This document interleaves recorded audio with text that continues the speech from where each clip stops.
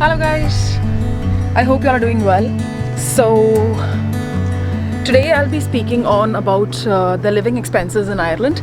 So before we jump onto the topic, there are a lot of things which has to be covered about the living expenses in Ireland, because we did have a lot of our friends who did tell us that we should do a video on it. So I'll be covering one thing at a time.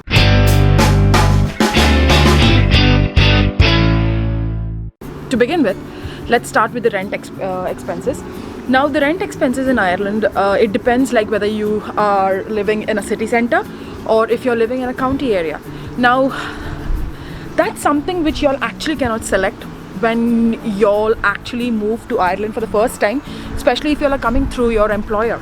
At the beginning, it's usually whatever location y'all get for your aptitude or your adaptation program. But say like if it's been a year, like after you have moved in Ireland and you have already settled, according to me, I just feel that if compared to the city centres and like the proper city areas, if you are moving to the county areas, the living expenses could be a bit more cheaper. Because now the first thing I'm going to start is with the rent. So now if you go on to living in a city area, that's like a place called as Dublin, which is the capital of Ireland, the rent expenses, like say if you're single, like if you're sharing an apartment, it'll come up to 600 to 700 euros per person. Now I'm talking about, now say if you're living with your family and if it's a 3-bedroom house, it'll come up to 2,500 to 2,800, could be even going up to 3,000. So usually what people in Dublin do is, usually most of the families, they usually go for the sharing apartments or sharing houses, because the expenses are quite high for the houses. But say like when you stay in a county area, now for me, I have been living here for 1 year. I was living in a 3-bedroom house and it costed me only 750 to 800 euros for a house, and that's a 3 to 4 bedroom house which I'm talking about. Just for our experience, and we just wanted to try something different, because we were planning to make more videos, so we just thought like we should do a video about the apartments also.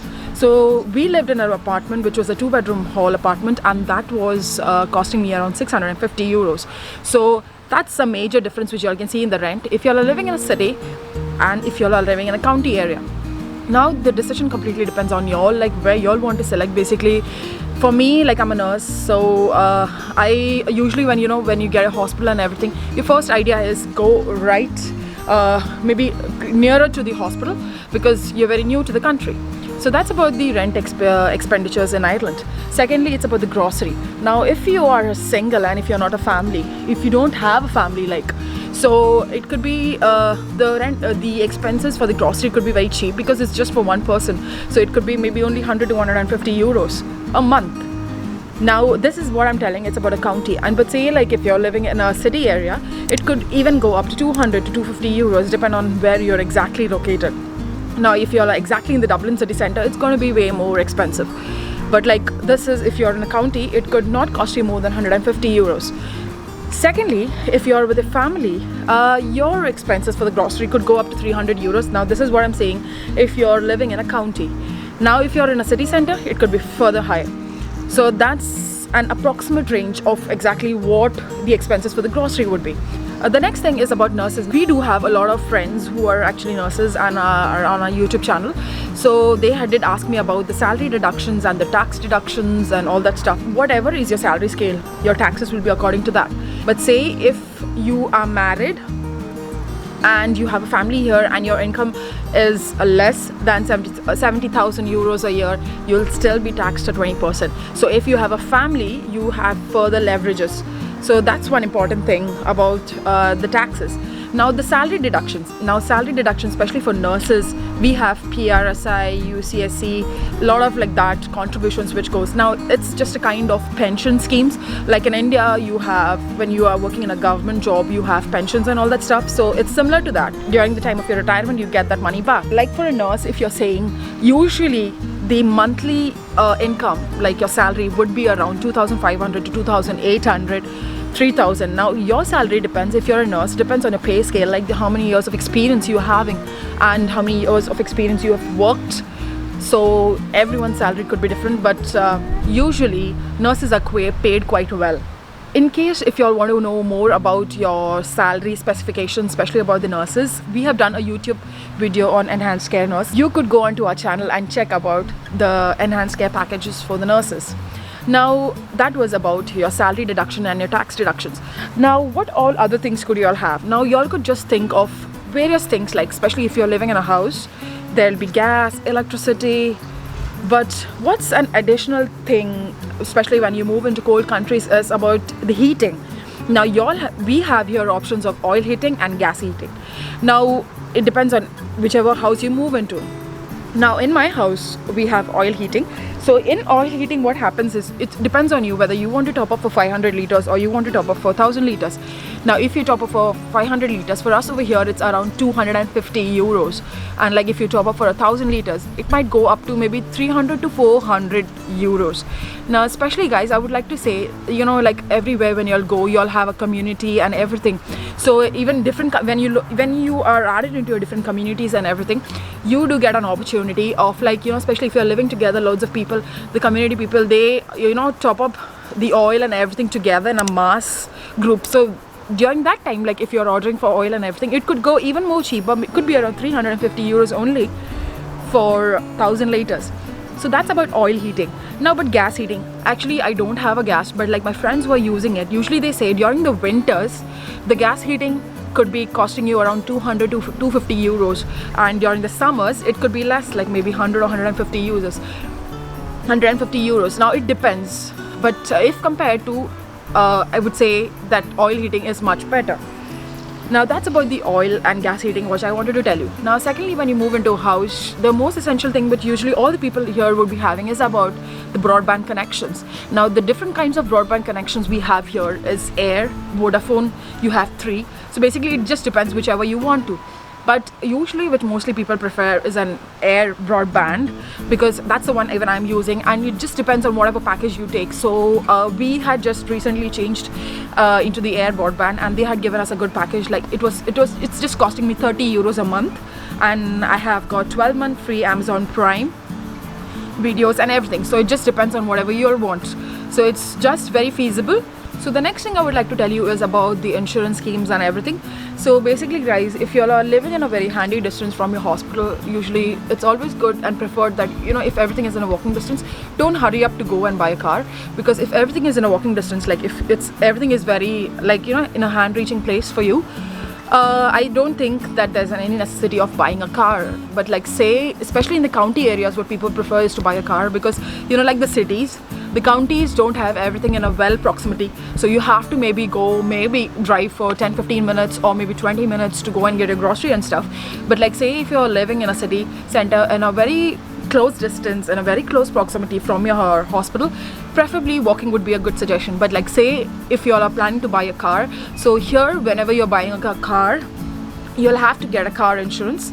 So it's only after the insurance you can actually drive. But before driving, you know, when you're actually going into buying a car, you get your insurance, and before you can actually drive a car, there are a few lessons you have to go through. And especially if you all have an international license, what you all can do is just submit all your details and get your reduced EDT lessons. That's usually, if you don't have an international license, you have to go for 12 classes. So we have done a video on about how you can clear your theory test. We have put all the links and everything below about which website and everything you can go and study, prepare for the examination and everything. You could go ahead and see that video for us, which could be very helpful and beneficial to you all. So that's about the car. So especially when you're buying a car, you have to get the insurance, like I said, and then you'll be, if you're taking a car on a loan, so you'll be having a loan amount to be paid every month. So that just depends on the amount, whatever you'll have paid in the car. And the best thing I could tell you is, guys, from my perspective is, like, I am working for the HSE. So we have HSSU, that's a credit union for the health service staffs. Maybe most of the people might not be knowing it, but it's very it's like a bank which gives you a loan, but the interest rates and everything are extremely cheap. It's comparatively very cheap compared to the banks. So like in case if you're planning for any savings option and everything, credit union is the best option for that. So you can go into the HSSU credit union, but that's only for the HSE staff. And like if you all are not a HSE staff, you can go into a Letterkenny credit union. Now Letterkenny credit union, I'm saying because I live in a place called as Donegal, and in Donegal there's a place called as Letterkenny. That's where I am from. So that's why I'm telling about Letterkenny credit union. But credit unions are there all over Ireland. You can just go and check out in whatever places you all are living in. So credit unions are a very good options for saving, guys. So the next thing we move on to is about the medical insurances. Now that's very important thing, especially when you're moving into Ireland, because the health is quite expensive here, so it's very important that you take an insurance. Now it depends on you. What I am with is VHI health insurance, so I pay around 40 euros a month for the insurance, because if there's anything like, you know, you are covered by the medical insurance policy, and because, you know, every month 40 euros is deducted from your account.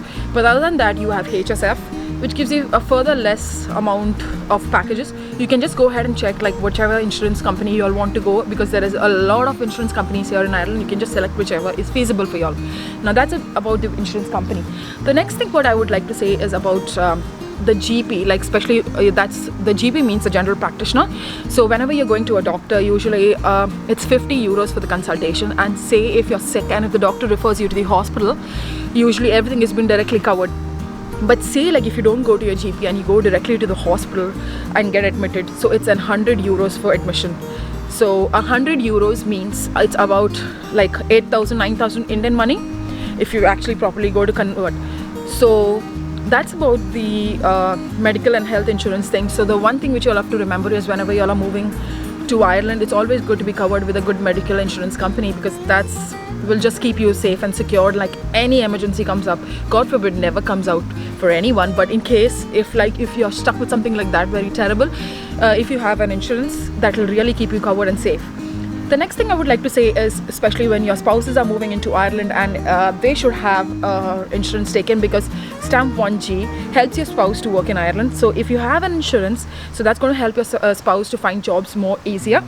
We have done a video about dependent visa, so in case if you all want to like to go ahead and check on that, we have given a detailed information about what all documents and everything is been needed. So you can just go on to that video of mine and check out for any details about dependent visa. The next thing I would like to say you is about the phone recharges.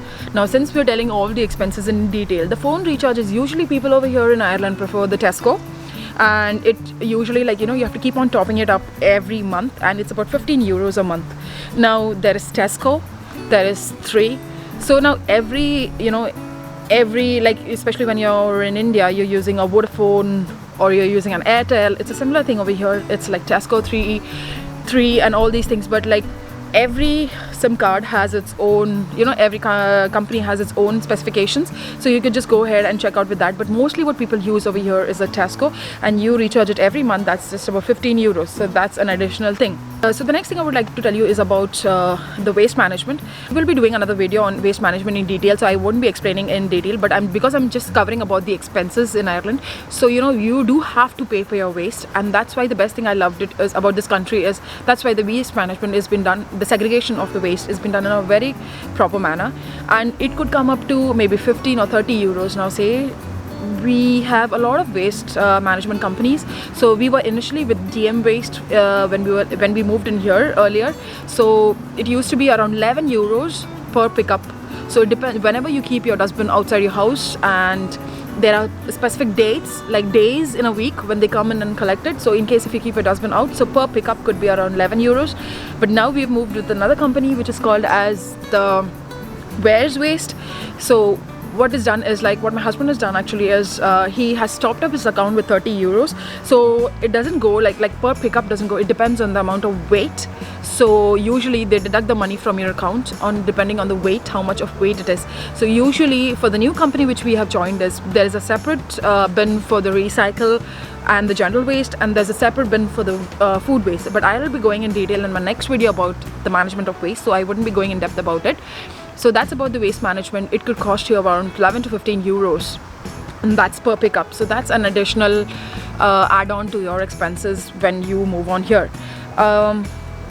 I hope guys I've covered everything whatever you all needed, and I hope this video was really helpful to you all. And in case if you all have any doubts, please come back to our channel, and don't forget to hit the bell icon, subscribe our YouTube channel. Until I see you in my next video, that's bye bye, God bless and take care.